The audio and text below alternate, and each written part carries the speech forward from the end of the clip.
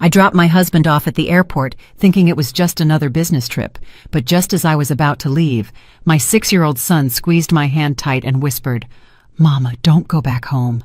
This morning I heard Daddy planning something really bad against us. Please believe me this time." I believed him, and we hid, and what I saw next made me panic. But before we continue, make sure you're subscribed to the channel and write in the comments where you're watching this video from. We love knowing how far our stories are reaching. The fluorescent lights of Hartsfield-Jackson Atlanta International Airport were hurting my eyes that Thursday night. I was tired. That kind of tired that comes from deep inside, you know? It's not just sleepiness. It's an exhaustion of the soul that I'd been dragging around for months without really understanding why. My husband, Kwasi, stood beside me with that perfect smile he always wore in public. Impeccable gray custom suit, leather briefcase in hand, the expensive cologne I'd gifted him for his last birthday, lingering in the air. To anyone in that terminal, we were the definition of black excellence. The power couple. He, the successful executive. Me, the dedicated wife sending him off before a major business trip to Chicago. If only they knew. By my side, his sweaty little hand holding mine firmly, was Kenzo, my 6-year-old son, my entire world. He was too still that night, quieter than usual. And mind you, Kenzo has always been an observant child, one of those kids who prefers watching to participating. But that night, there was something different in his eyes, a fear I couldn't name. "This meeting in Chicago is crucial, babe," Kwasi said, pulling me in for a calculated hug. Everything about him was calculated. I just didn't know it yet. 3 days tops and I'm back. You hold down the fort here, right? Hold down the fort, as if my life was just that, holding everything together while he built his empire. But I smiled like I always did, because that's what was expected of me. "Of course, we'll be fine," I replied, feeling Kenzo squeeze my hand even tighter. Kwasi crouched down in front of our son. He placed both hands on Kenzo's shoulders, in that way he always did, when he wanted to look like the perfect father. "And you, little man, you take care of Mama for me, all right?" Kenzo didn't answer. He just nodded, his eyes fixed on his father's face. That look. It was as if he were memorizing every detail, every feature, as if he were seeing Kwasi for the very last time. I should have noticed.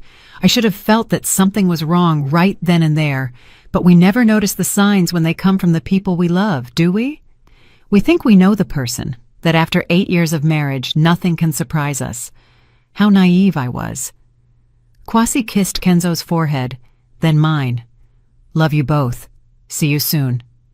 And then he turned, grabbed his carry-on, and walked toward the TSA checkpoint.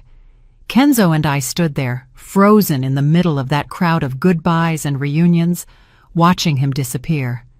When I finally couldn't see Kwasi anymore, I took a deep breath. "Come on, baby. Let's go home." My voice came out weary.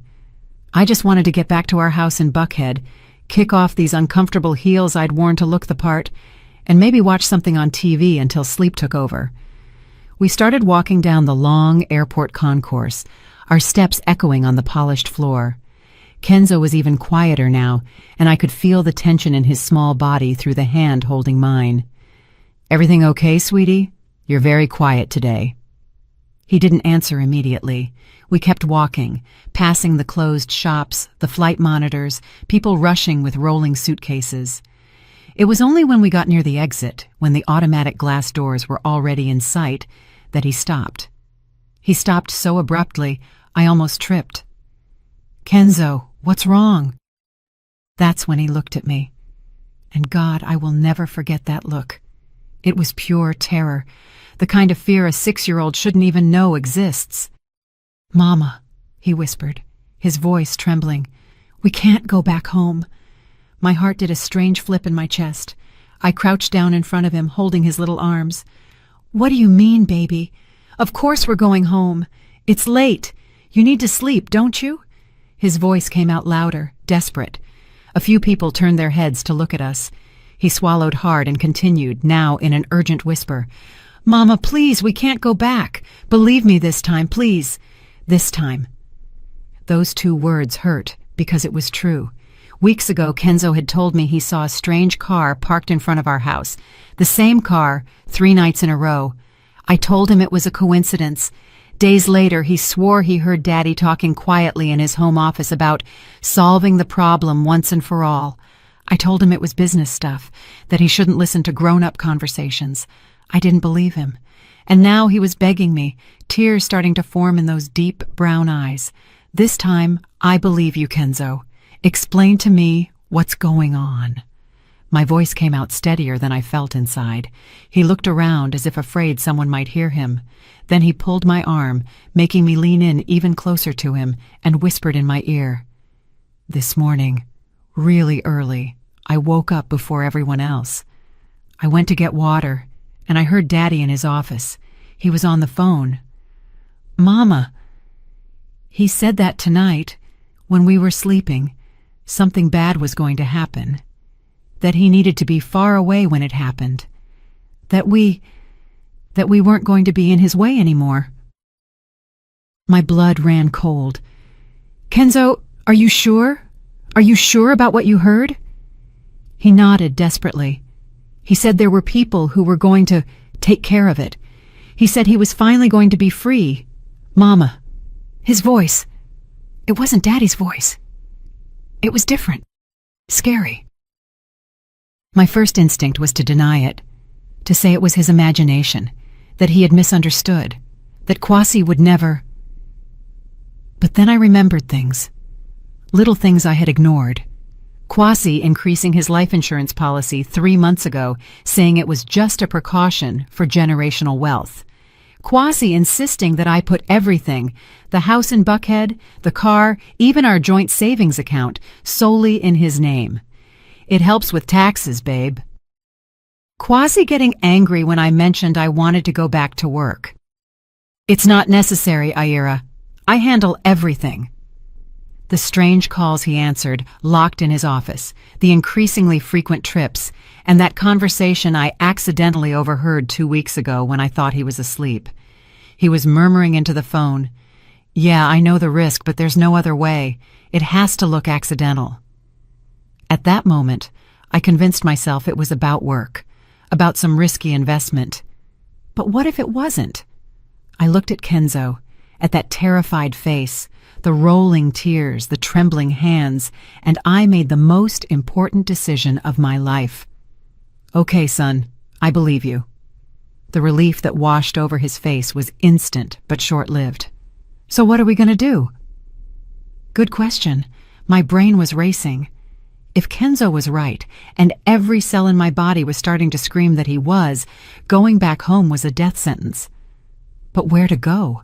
Whose house? All our friends were Kwasi's friends too, part of the same social circle. My family lived in North Carolina. And if I was wrong, if it was all a terrible misunderstanding, but what if it wasn't? Let's go to the car, I decided, but we're not going inside the house. We're going to watch from a distance, just to be sure. Okay? Kenzo nodded. I took his hand again, and we walked to the parking deck. My heart was beating so hard, I could hear the blood pulsing in my ears. Every step felt like it weighed a ton. The cool night air hit me as we stepped out. The parking deck was dimly lit, with just a few scattered cars. Ours was in a corner, a silver SUV that Kwasi had insisted on buying last year. "A safe car for my family," he'd said. Safe. What a bitter joke. We got in. I buckled Kenzo in, then myself. My hands were shaking so bad it took me 3 tries to start the ignition. "Mama?" Kenzo's voice was small in the back seat. "Yes, baby?" "Thank you for believing me." I looked in the rearview mirror. He was curled up in the seat, hugging the dinosaur backpack he took everywhere. "I'm always going to believe you, son. Always." And in that moment, I realized I should have said that sooner. I should have listened to him from the start. I drove in silence. I didn't go straight to our driveway. Instead, I took a back route through the neighborhood, finding a spot on a parallel street that offered a view of our house through the trees without us being easily seen. I parked in a dark spot between two large oaks. From there, we could see our home. Everything looked normal. The streetlights illuminated the sidewalk, our manicured lawn, the porch where Kwasi and I drank coffee on Sundays, the window of Kenzo's room with the superhero curtains he had picked out. Home. Or at least that's what I thought it was. I turned off the engine and the lights. Total darkness, total silence, except for our breathing. "And now we wait," I whispered. Kenzo didn't say anything. He just kept looking out the window, eyes fixed on the house. And so we waited, not knowing that in less than an hour, everything I thought I knew about my life was going to crumble. The dashboard clock read 10:17 p.m. When I started to question if I wasn't being completely ridiculous, there I was, hiding on a dark street with my 6-year-old, spying on my own house like we were in a bad movie. What kind of mother does this? What kind of wife suspects her own husband? Of what exactly? I couldn't even form the complete thought in my head. It was too absurd. Kwasi never raised a hand to me, never yelled at Kenzo. He was a present father, a provider. But was he a loving husband? The question came out of nowhere and caught me off guard.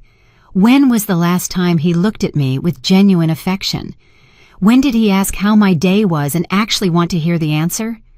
When did he touch me without it being mechanical, automatic? When was the last time I felt loved and not just maintained? "Mama, look!" Kenzo's voice snapped me out of my thoughts. My heart spiked. "What? What did you see?" "That car." I followed the direction of his finger. A vehicle was turning onto our street, but it wasn't just any car. It was a dark van, no decals, no front plate visible. The windows were tinted, so dark it was impossible to see who was inside. The van slowed down as it passed the houses, too slow to be someone just passing through. It was like it was hunting. My breath caught in my throat when the van stopped, exactly in front of our house. "It can't be," I whispered. "It can't." But it was. The two front doors opened. Two men stepped out.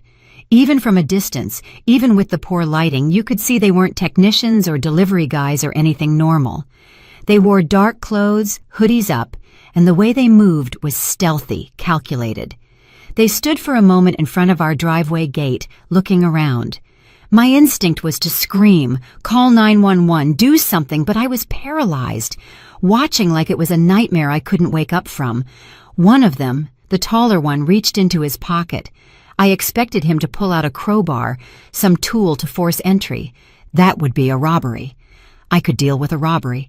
I could call the police, file a report, move on. But what he pulled out of his pocket made my world collapse. A key. He had a key to our house. "Mama!" Kenzo's voice trembled. "How do they have a key?" I couldn't answer. I was too busy trying not to throw up. The man unlocked the front door as if he owned the place. No forcing, no breaking, simply unlocked it. Only 3 people had a key to our house. Me, Kwasi, and the spare key that was in his home office, inside the desk drawer that was always locked. The 2 men entered my home, into the house where I slept yesterday, where I made grits and eggs for Kenzo this morning, where I felt safe. They didn't turn on the lights. I could see flashlight beams dancing behind the curtains. They were looking for something, or worse, they were preparing something. I don't know how long I sat there, frozen, watching. It could have been 5 minutes or 50. Time had lost meaning. All that existed was that vision. 2 strangers inside my house with keys, only my husband could have given them. Then I smelled it. At first I thought I was imagining it, but it got stronger. A chemical smell, pungent, gasoline. "Mama, what's that smell?" Kenzo asked. And that's when I saw smoke. It started small, just a thin thread coming out of the living room window, then another from the kitchen window. And then I saw the glow. That sinister orange glow that can only mean one thing. Fire. No. I got out of the car without thinking. No, no, no. Kenzo's hand pulled me back. "Mama, no, you can't go there." He was right. I knew it, but it was my house, my things. The photos from when Kenzo was born, my wedding dress stored in the closet, the drawings Kenzo made that I stuck on the fridge, the quilt my grandmother stitched before she passed, all burning. The flames grew fast, terrifyingly fast. In a matter of minutes, the living room was totally engulfed. The fire licked the walls, shattered the windows, climbed to the second floor where Kenzo's room was. That's when the sirens started. Someone must have seen the smoke and called the fire department. The dark van sped off, lights off, disappearing around the corner seconds before the first fire truck appeared. I was shaking so hard I could barely stand. Kenzo was hugging me from behind, his little face buried in my back, sobbing. "Kenzo was right," I murmured. "You were right, baby. You were right." If we had gone home, if I hadn't believed him, we would be inside there right now, sleeping, unaware. And those men would have... I couldn't complete the thought. My legs gave out, and I fell to my knees right there in the middle of the dark street, watching my life turn to ash. My phone vibrated in my pocket. With trembling hands, I picked it up. It was a text from Quasi. "Hey babe, just landed. Hope you and Kenzo are sleeping well. Love you guys. See you soon." I read the message once, twice, 3 times. Every word was a knife. Every heart emoji was poison. He knew. Of course he knew. He was in another state building his perfect alibi while hiring people to kill us, to burn us alive while we slept.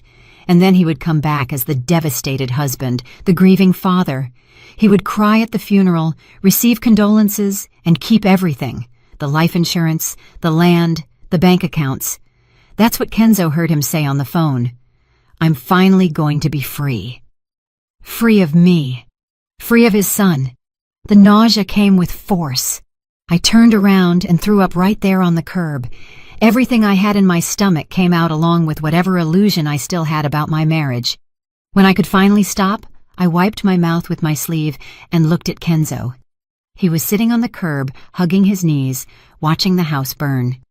Tears rolled down his face, but he wasn't sobbing anymore. He was just watching. A 6-year-old shouldn't have that expression, that terrible premature understanding that people who should love you can want to hurt you. I sat beside him and pulled him into a tight hug. "I'm sorry," I whispered into his hair. "I'm sorry for not believing you sooner. I'm sorry for everything." He held on to me as if I were the only solid thing in a world that had turned upside down. And maybe I was. "What are we going to do now, Mama?" That was the million-dollar question, wasn't it? What do you do when you discover that the man who promised to love and protect you actually wants you dead? We couldn't go home. A home didn't even exist anymore. We couldn't go to the police. Quasi had an ironclad alibi, and it was just me and the word of a 6-year-old against his. We couldn't go to friends or family. Everyone would think I was crazy, in shock from the fire, making things up. And Quasi was free, flying back at that very moment, probably practicing the look of shock and sadness he was going to use when he discovered the tragedy. We needed help. Help from someone Quasi didn't know, someone who could understand, someone who knew how to deal with what? Attempted murder? Conspiracy? That's when I remembered. My dad, Grandpa Langston, before he passed 2 years ago, had given me a card. It was on a rough day, right after his cancer diagnosis. He called me to his hospital room, took my hand, and said, "Ayira, I don't trust that husband of yours. Never have. If one day you need help, real help, find this person." The card had a name, Zunaira Okafor, attorney at law, and a phone number. At the time, I was offended. How could my dad not trust Quasi? Quasi, who was so attentive to him, who visited him in the hospital, who paid for the best doctors. But now I understood. My father saw something I refused to see, and he left me a way out. I took my phone again. Battery was at 23%. I needed to make a decision fast. "Kenzo, remember that card Grandpa gave me? The one I kept in my wallet?" He nodded. I'm going to call the person on it. She's going to help us." At least I hoped so. With trembling fingers, I dialed the number.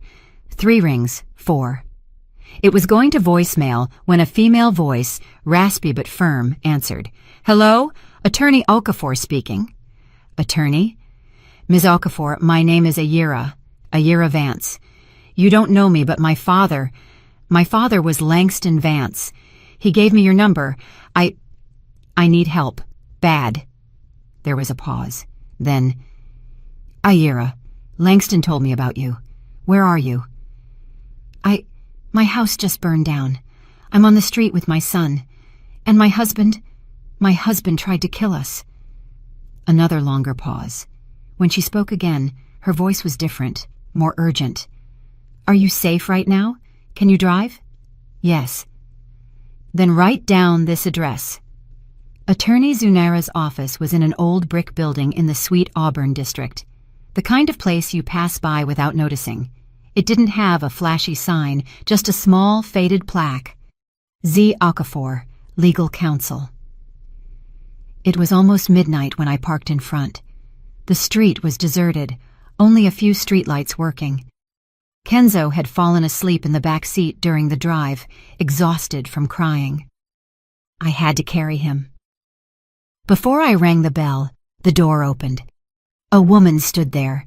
She must have been about 60, gray locks pulled back in a bun, reading glasses hanging from a chain. She wore a simple blouse and jeans like she had been woken up, but her eyes were alert, analyzing every detail of me and Kenzo. "Ayira, yes, come in quickly." I obeyed. She locked the door behind us with 3 different deadbolts. The office smelled of old books and strong coffee. There were stacks of files everywhere, old cabinets, a table full of papers.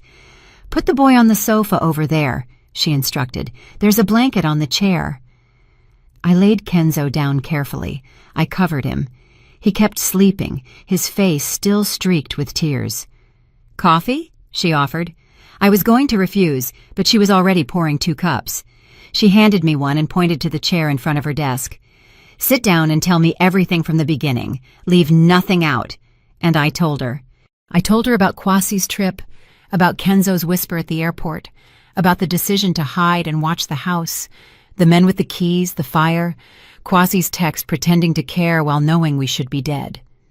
Attorney Zunara didn't interrupt me once. She just listened, fingers interlaced under her chin, eyes fixed on me. When I finished, she stayed silent for a long moment. "Your father asked me to look out for you if something like this happened," she said finally. "Langston was a very smart man. He noticed things about your husband that you didn't want to see." That hurt, but it was true. He knew Kwasi was capable of this? "He suspected Kwasi wasn't who he pretended to be, that he married you for access, that he was dangerous." She took a sip of coffee. "Langston left me some things, documents, information about you and about Kwasi. I thought I'd never need to use them, but..." She got up and went to a locked cabinet. She pulled out a thick folder and returned, placing it on the table between us. "Your father hired a private investigator 3 years ago, discreetly, to check into Kwasi's business dealings." My heart shrank. "And what did they find?" "Debts? Lots of gambling debts, mostly. Your husband has a serious problem, Ayira. He owes loan sharks, underground casinos, very dangerous people." She opened the folder, showing bank statements, photos, reports. "His businesses have been bankrupt for 2 years. He's been using the money from the inheritance your mother left you to plug the holes, but that's almost all gone." I felt like I'd been punched in the stomach. My mother's inheritance. $150,000 she left me, which I put in a joint account because we were married. "What's mine is yours, babe." He spent it all, down to the last cent. She turned a page. "And now the lenders are collecting with interest. Kwasi owes almost $500,000. People like that don't negotiate, Ayira. Either he pays or..." She didn't need to finish the sentence. "But I don't have that money. We don't have it." "So why the life insurance?" she asked simply. You have a life insurance policy worth $2.5 million, don't you? Your father insisted on it when you got married, remember? Said it was important to protect you and any future grandchildren. I remembered. Kwasi thinking it was excessive at the time, but accepting. I never questioned it. I never thought, and if I died in an accident? I continued the reasoning, feeling bile rise in my throat. Kwasi would receive the $2.5 million, pay the debts, and be free. Exactly. Attorney Zunaira closed the folder. And a fire is the perfect kind of accident. Hard to prove arson if done right. Hard to trace, and he has the perfect alibi. He was in another state when it happened. But I didn't die, and neither did Kenzo, and he doesn't know that yet. The way she said that made something click in my head. You're suggesting that we let him think the plan worked for now? She leaned forward. Aira, if you show up now, it'll be his word against yours. Do you have proof? Witnesses? Anything other than the story of a 6-year-old boy who could have misunderstood a conversation? I had nothing, just the certainty in my heart and the fear in my son's eyes. But what about the men who burned the house? Won't the police investigate? They will, and without leads, they might conclude it was an accident. Faulty wiring, gas leak, anything. Those men are pros, Aira. They don't leave tracks. She sighed. Kwasi planned this very well.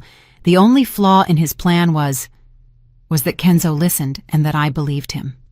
I looked at my son sleeping on the sofa, so small, so innocent, and yet he had saved our lives. So what do? I can't just disappear. My ID, my cards, everything burned in the house. I have no money. I have nowhere to go. You have me, said Attorney Zunaira, and you have something Kwasi doesn't know you have. What? She smiled, a cold smile that made me see why my father trusted her. The truth, and time to prove it. Kwasi will return tomorrow. He'll pretend to be devastated. He'll put on a show for the police and the neighbors. He'll look for the bodies, and when he doesn't find them, he'll know something went wrong. Yes, but by then we'll already be 10 steps ahead. I didn't completely understand what she meant, but I was too exhausted to question, too exhausted to think. I could barely keep my eyes open. You and the boy will stay here tonight, she decided. There's a small room in the back. It's not the Ritz, but it has a bed. Tomorrow we'll plan the next steps. Attorney Zunaira, why are you doing this? Why help so much? She went quiet for a moment, looking at a point beyond me, lost in some memory. Langston saved my life once. A long time ago, when my own husband tried to kill me. She turned her gaze back to me. I know exactly what you're feeling right now, Aira. The shock, the betrayal, the fear, and I promised your father that if you needed me, I would be here. It is a debt I have the pleasure of repaying.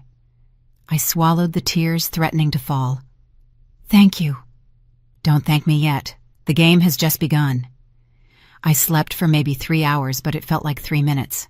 I woke up with Kenzo shaking me, scared, asking where we were. It took me a few seconds to remember, and when I did, reality crashed down on me like a bucket of ice water. My husband tried to kill me. No matter how many times I repeated that in my head, it still seemed unreal, surreal, like a nightmare I was going to wake up from at any moment. But it wasn't, and the morning news proved it. Attorney Zunaira knocked on the door of the small room at 7 o'clock a.m. Turn on the TV, Channel 2. There it was. Breaking news. Massive fire destroys luxury home in Buckhead. Fate of family unknown. They showed the house, or what was left of it. Just blackened walls and smoking rubble, firefighters still working, sifting through debris.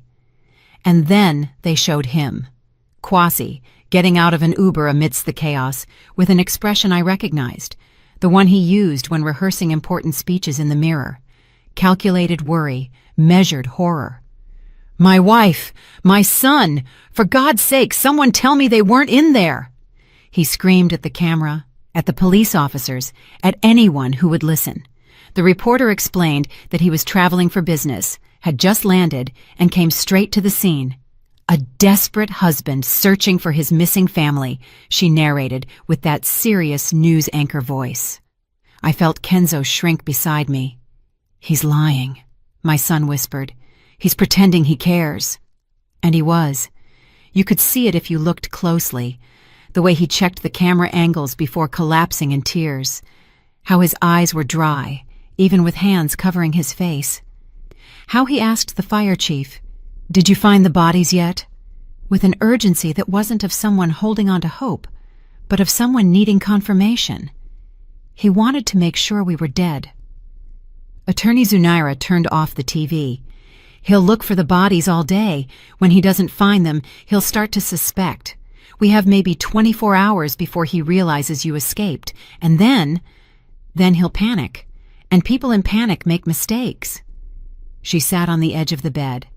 Ayira, I need you to tell me, do you know the combination to the safe Kwasi has in his office? I thought for a moment. I know it. It's his birth date. Too obvious, but it works. He keeps important documents there. I think so. I never paid much attention. We need those documents, especially if he's stupid enough to have kept something linking him to the men he hired. But how? The house is swarming with police right now. It will be for a few hours. But at night, when he goes to a hotel, because he won't want to sleep in a burnt shell, we can get in. I looked at her like she was crazy. You want me to break into my own house? Technically, it's not breaking and entering if you live there. She smiled that cold way again. And besides, we're going to need proof, evidence, something solid that proves Kwasi planned this. I'm going with you, Kenzo said suddenly. No way. You're staying here, baby. Mama, I know where Daddy hides things. His voice was small but determined. There are places you don't know. I know because I watch. I always watch. And he did watch. My quiet son, who everyone thought was shy, was actually incredibly observant. He noticed things I missed. He's right, Attorney Zunaira nodded. Children see what adults ignore. If there's something hidden, he'll know where to look. I didn't like the idea. I didn't want to expose Kenzo to danger again, but I also knew we needed evidence, and time was running out. The day passed slowly. We stayed locked in the office watching the news, watching Kwasi perform his theater. He gave interviews to 3 different channels, always with the same story. A devastated businessman searching for his family, a father's hope, the anguish of not knowing, lies, all lies. Through security cameras in the neighborhood that Zunaira had access to through a contact, we watched Kwasi be taken to the precinct to give a statement.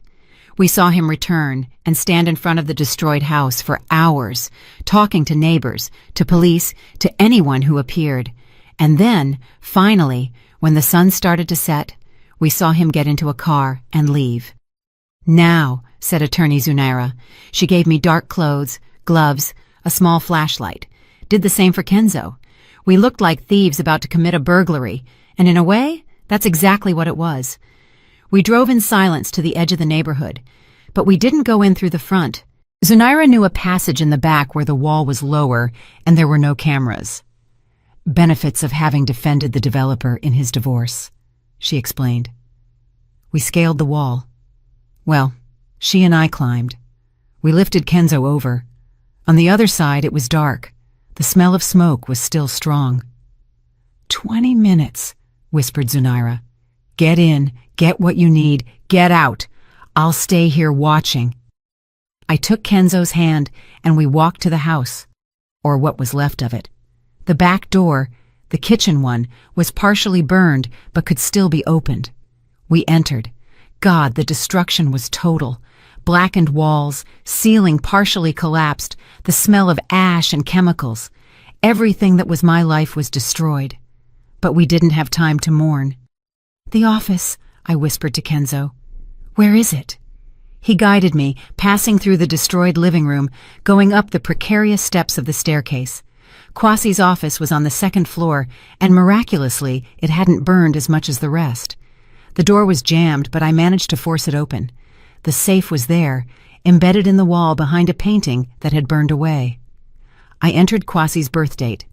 Beep, green light, open. Inside were documents, a lot of cash, probably for illegal payments, and an old burner phone. "Take everything," Kenzo's voice sounded from the other side of the room. "Mama, look here." He was pointing under a loose floorboard, a hiding place I would have never known existed. I lifted the board. Inside was another phone, a black notebook, and an envelope. I grabbed everything in a rush, stuffing it into the backpack I had brought. "Let's go, quick." We were almost at the door when we heard voices downstairs. "Are you sure nobody's here?" "Yeah, police already released the site. We're just double-checking." My blood froze. I looked at Kenzo. He was pale. We couldn't go down. Whoever it was blocking our only exit. I grabbed Kenzo, and we squeezed inside the office closet. My heart was beating so hard I was sure they would hear us. Through the slat in the closet door, I could see flashlight beams coming up the stairs. 2 men, not police. I recognized the voices. They were the same men who had set the fire. "Boss said to verify if the job was finished," said one of them. Deep voice, southern drawl. "Seems they didn't find bodies yet." "Impossible. The fire was hot enough that nothing would be left. Maybe they already took him to the morgue." "Better make sure. Check the rooms." I heard steps separating, one going toward the master bedroom, another coming in our direction. The office door opened. Kenzo squeezed my hand so hard it hurt. I bit my lip not to make a sound. The man entered, flashlight sweeping the room. It stopped on the open safe. "Yo, Marcus, come look at this." The other guy appeared. "What happened?" "Safe's open. Wasn't like that when we left." "You sure?" "Absolutely. We didn't even touch the safe, just lit it up and left." Tense silence. "Someone was here," concluded the one named Marcus. "Recently, the dust around it is disturbed. Think it was the cops?" "Cops don't steal cash. And look, there are small footprints." He pointed the flashlight at the floor. "Too small to be an adult." My stomach dropped. "A kid," the first man said slowly. "You think?" "I think we got a problem." Marcus pulled a phone from his pocket. "I'm calling the boss. He needs to know." I couldn't allow it. If he called Kwasi, if he told him someone had been there, that possibly we were alive. But what could I do? I was locked in a closet with my 6-year-old, unarmed, trapped. That's when I heard the scream. It came from outside. A female scream, loud, full of terror. "What the hell was that?" Marcus bolted down the stairs. The other man followed. I didn't waste time. I picked up Kenzo and ran. I went down the stairs so fast I almost tripped. The back door was open. They must have come in through there. We ran to the wall. Zunera was there, panting. "Was that you who screamed?" I asked as I helped her jump the wall. "I needed to get them out of there. Did it work?" "Yes." I showed her the backpack. "I got everything." We ran to her car, parked 2 blocks away. Only when we were inside, doors locked, engine running and driving away, could I breathe. "Those men saw that someone touched the safe," I said. "They'll tell Kwasi." "Excellent." I looked at her like she was crazy. "What do you mean, excellent?" "Now he'll know you're alive. He'll know you have the evidence. He'll panic." She smiled while driving. "And people in panic do stupid things." I don't know if I agreed with her logic, but I was too exhausted to argue.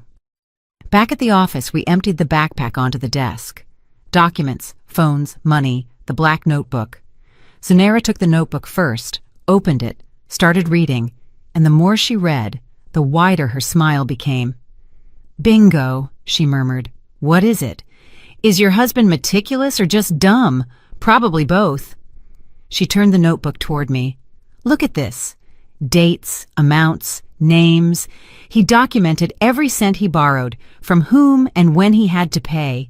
He even had notes about conversations with the loan sharks. I scanned the pages. Everything was there, every debt, every threat he received. And then, on the last pages, final solution. Ayura's life insurance, 2.5 years. Accident has to look natural. Contact, Marcus. Service, $50,000. Half up front. Date, Novi 21. That was today. Or rather, it was yesterday. He wrote everything down, I whispered, incredulous. Why would anyone do that? Insurance, explained Zunaira. If something went wrong, he could use this as leverage against the guys he hired, prove they were involved too. She picked up one of the phones. And I bet on these burners there's even more evidence. Texts, calls. It took all night to examine everything. The phones were password protected, but Zunaira had a tech guy contact who managed to unlock them. And there it all was. Messages between Quasi and Marcus. Need it to be a day I'm traveling. Solid alibi. Has to look accidental. Fire is good, hard to trace. And the kid? Marcus had asked. Can't leave anyone behind either. Quasi had written coldly about killing our son as if it were a minor detail, an inconvenience to be solved. I felt hate growing inside me. A cold, sharp hate. I was no longer the woman who had married believing she had found love. I was a mother protecting her child. And mothers are dangerous when their children are threatened. Is this enough to arrest him? I asked. Enough to arrest, convict, and throw away the key, confirmed Zunaira. But we need to do it right. If we hand this to the wrong police, Quasi has enough money and connections to make it disappear, or worse, to make you disappear. So, what do we do? She thought for a moment. I know an honest detective. Detective Hightower. Homicide. Incorruptible. If we present the case to him with all this proof, Quasi has nowhere to run. When? Tomorrow morning. But before that... She looked at her phone. Your husband has already tried to call you 7 times in the last hour and sent 15 texts. I picked up my phone. It was on silent, but the screen lit up with notification after notification. Ayira, for God's sake, where are you? Babe, I'm desperate. Please answer me. Police said they didn't find your body. Where are you? Are you hurt, Ayira? Answer me. And the most recent one sent 5 minutes ago. I know you're alive. And I know you took the things from the safe. We need to talk. Urgent. The mask had fallen. He knows, I said. Perfect. Answer him. What? Are you crazy? Answer him. Tell him you want to meet him in a public place tomorrow morning. Why? Zunaira smiled. That smile I learned to fear and admire at the same time. Because we're going to give him a chance to hang himself. I typed the response with shaking fingers. Centennial Olympic Park, near the fountain. Tomorrow, 10 a.m. Come alone. Quasi's reply came in seconds. I'll be there, Ayira. We need to talk. Things aren't how you think. Things aren't how you think. As if I were the crazy one in the story. As if I hadn't seen 2 men torching my house with my own keys. Perfect, said Zunaira. Tomorrow morning you meet him, but you won't be alone. She explained the plan. It was risky, maybe insane, but it could work. Detective Hightower agreed to help when she called and explained the situation. He would put plainclothes officers in the park, wiretaps, cameras. All we needed was to make Quasi confess. He's never going to confess knowing he might be recorded, I argued. He doesn't need to confess with words, she replied. He just needs to act, and desperate men always act. That night, I couldn't sleep. I kept imagining the meeting, what I would say, how I would look into the eyes of the man who tried to kill me and pretend normalcy. Kenzo slept beside me, finally at peace after days of terror. At least one of us could rest. At 9:30 the next morning, we were positioned. Me sitting on a bench in Centennial Park, wearing a jacket with a built-in wire. Kenzo safe in the office with Zunaira, watching everything through a feed the police set up. Detective Hightower and his team scattered around the park, disguised as tourists, hot dog vendors, people walking dogs. And then I saw Quasi. He showed up promptly at 10 o'clock a.m. He wore wrinkled clothes, probably the same from yesterday, deep, dark circles under his eyes, unshaven beard. For the first time since I met him, he looked human, vulnerable. But I knew the truth. He saw me and practically ran over. Ayira, thank God you're okay. He tried to hug me. I stepped back. Don't touch me. The mask slipped for a second. I saw rage in his eyes before he reverted to expressing concern. Babe, I know you're scared, but you have to listen to me. Listen to you? Listen to you say what, Kwasi? That it was all a mistake? That the men who burned our house with our keys were just burglars? He blinked, calculating. You saw. I saw everything. I was there. Kenzo and I saw everything. He went pale.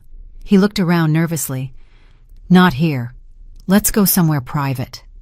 I'm not going anywhere with you. I kept my voice steady, even though my heart was racing. Talk here. Now.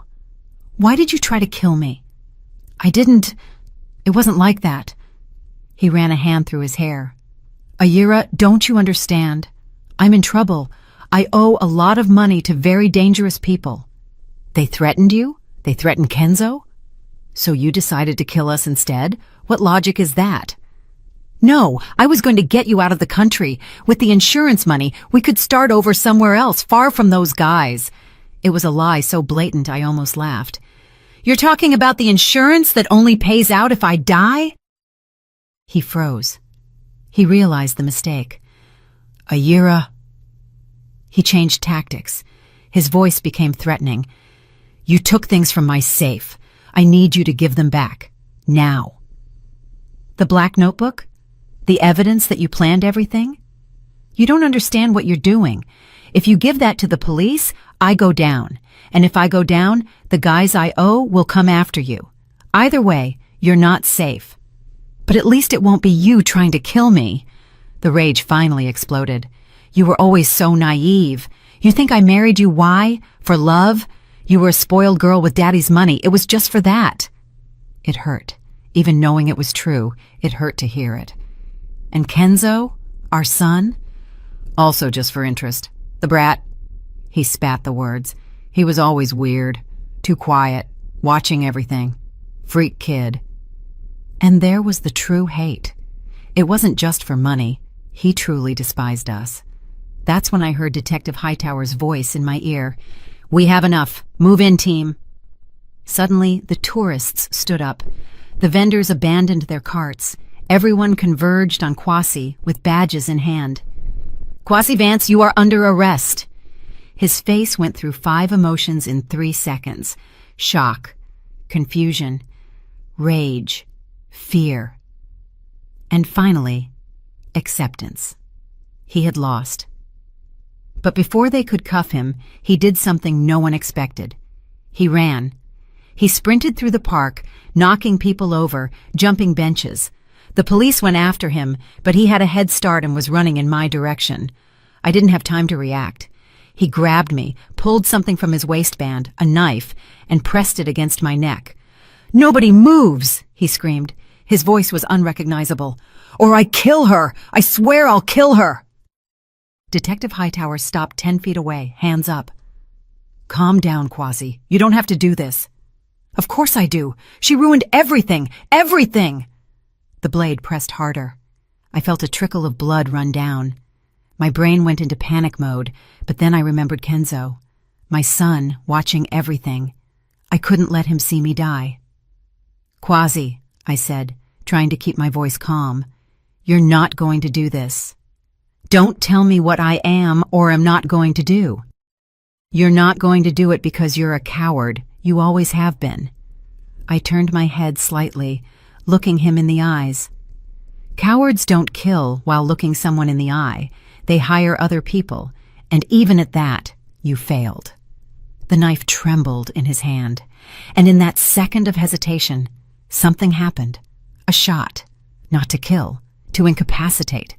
A sniper I hadn't even seen hit Kwasi's hand. The knife dropped. He screamed in pain, and in seconds he was on the ground, handcuffed, surrounded by officers. I fell to my knees, shaking. Detective Hightower helped me up. It's okay. It's over. But it didn't feel over. Nothing felt real. I watched Kwasi being dragged to the squad car. He was screaming, kicking, threatening. This doesn't end here, Ayira. You're gonna pay! You're gonna pay!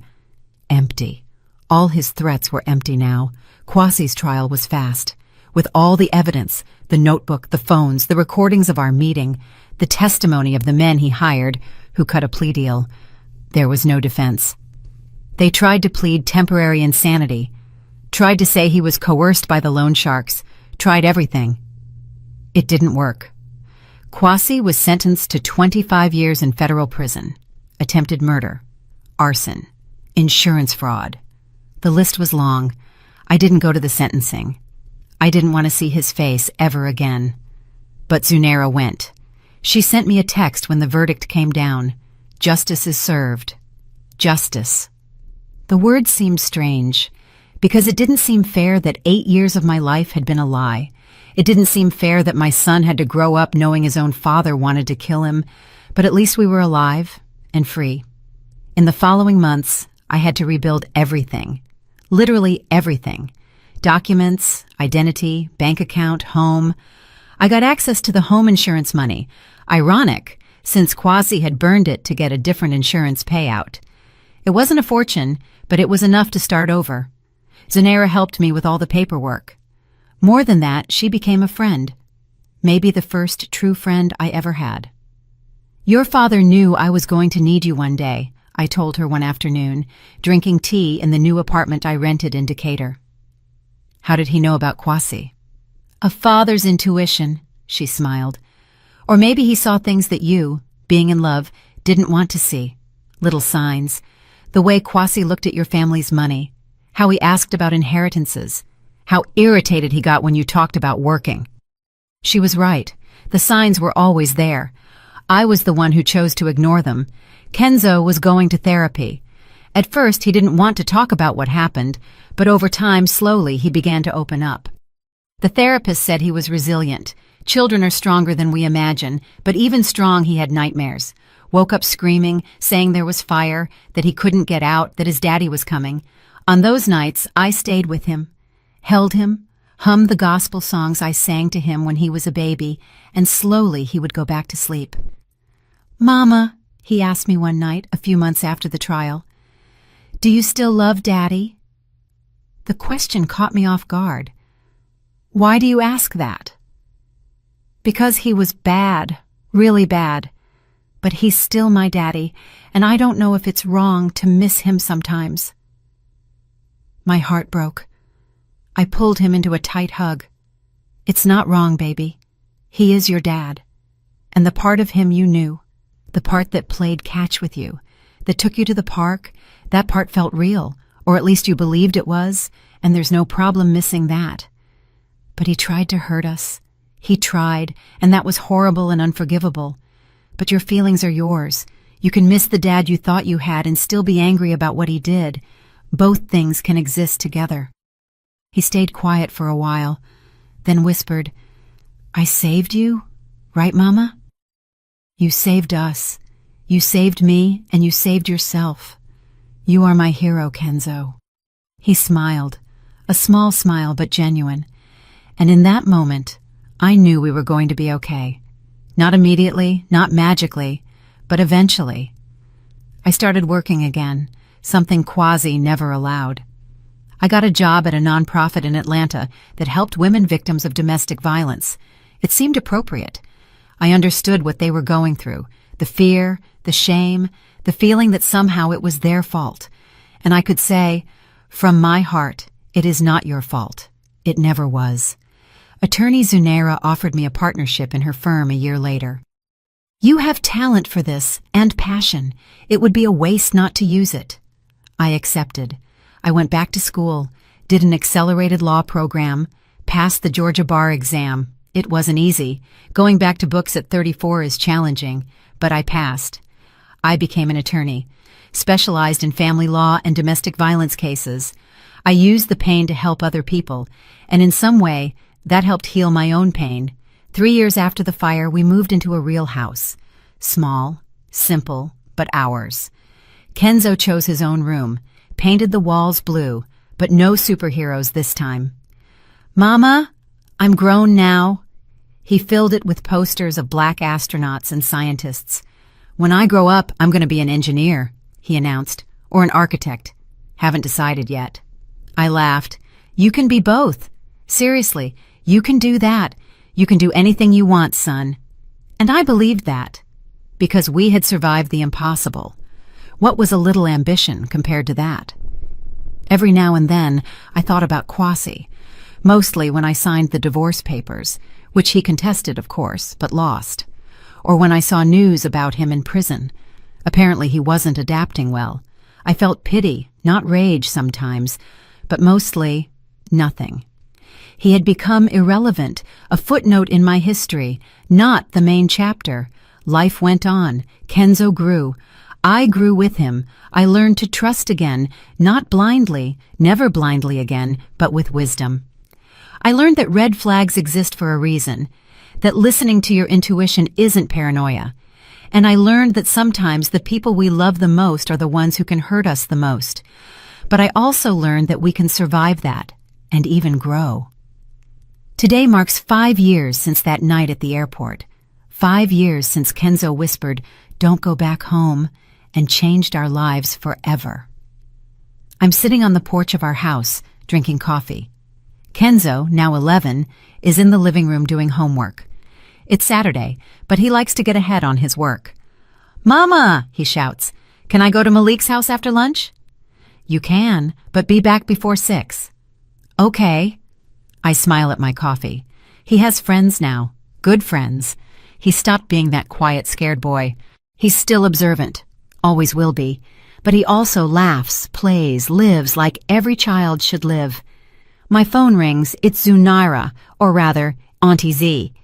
We dropped the formalities a long time ago. "Good morning. You up early today?" "I have news," she says. I can hear the smile in her voice. "Remember that case we took last month? Mrs. Johnson?" I remember. 40 years old, abusive husband, 3 kids, no money to leave. We did it. Protection order granted. She and the kids are already in the shelter, safe. I close my eyes, feeling that warmth in my chest. That's good. That's really good. That's why we do this, right? For these moments. Yes.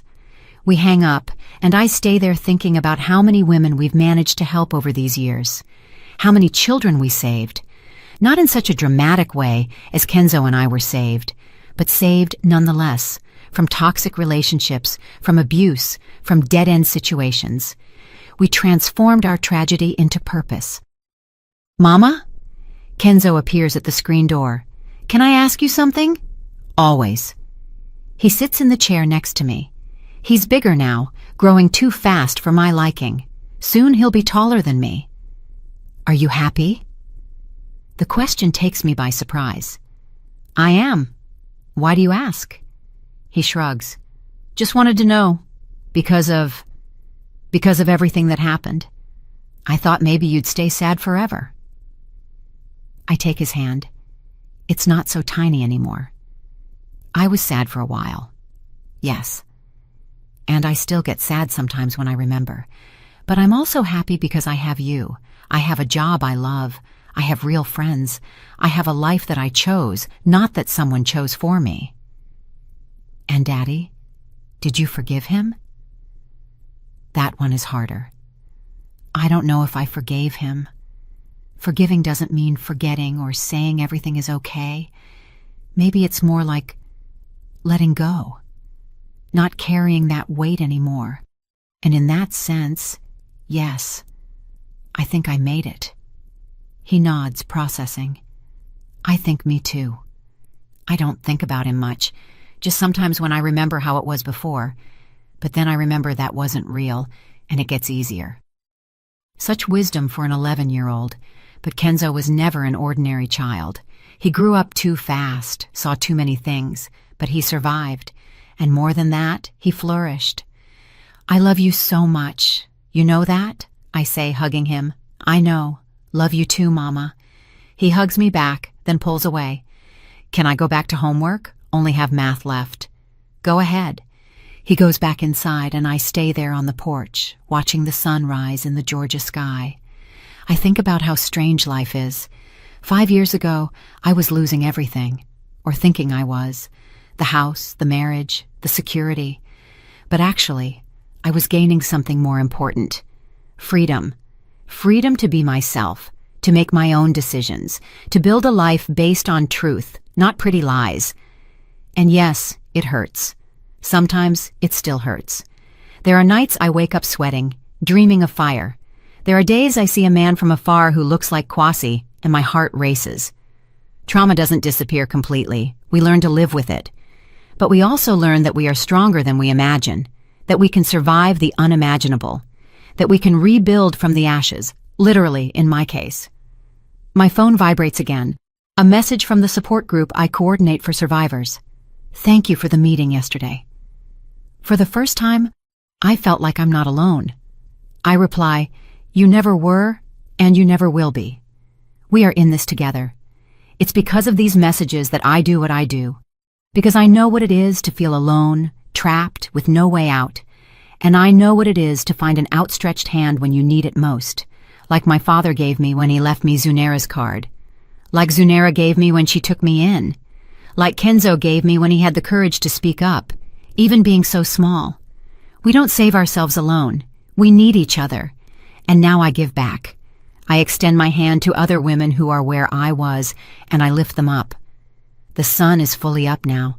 A new day. A new chance. I get up, go inside the house. Kenzo is at the table, concentrated on the numbers. He doesn't notice when I approach and kiss the top of his head. Mama, he protests, but he's smiling. I'm trying to concentrate here. Sorry, won't bother you anymore. I go to the kitchen to start lunch. Something simple.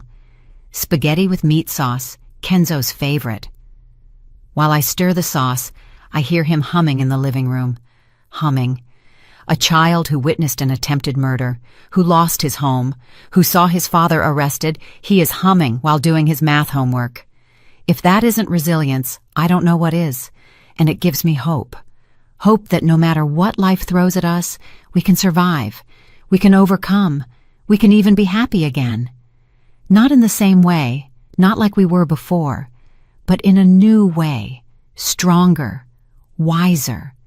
The oven timer beeps. I turn it off, start serving the plates. Kenzo, food's ready! He comes running like he always does when it's food. He sits at the table with that wide smile. What's for dessert? Ice cream? If you eat all your food first. I can do that in my sleep. We laugh, we eat, we talk about the week, about plans for the weekend, about the science project he's doing at school. Normal things, normal life. And it is beautiful after all. It is beautiful to have that normality again. After lunch, Kenzo goes to his friend's house.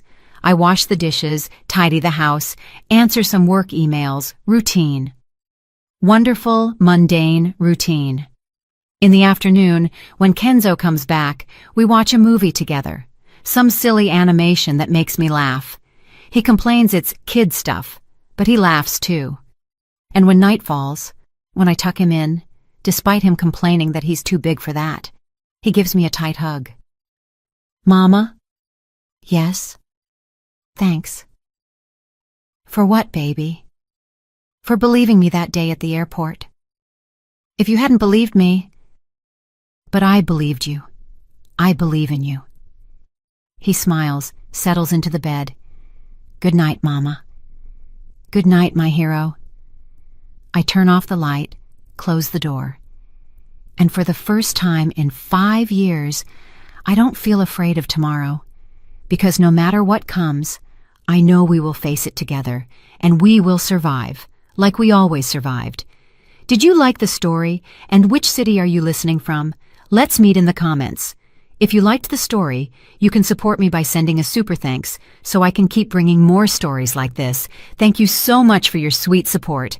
I'm looking forward to your comments on the story. On the screen, you can see 2 new life stories that I highly recommend. There's so much more on my channel. Don't forget to subscribe. See you in the next life story with love and respect.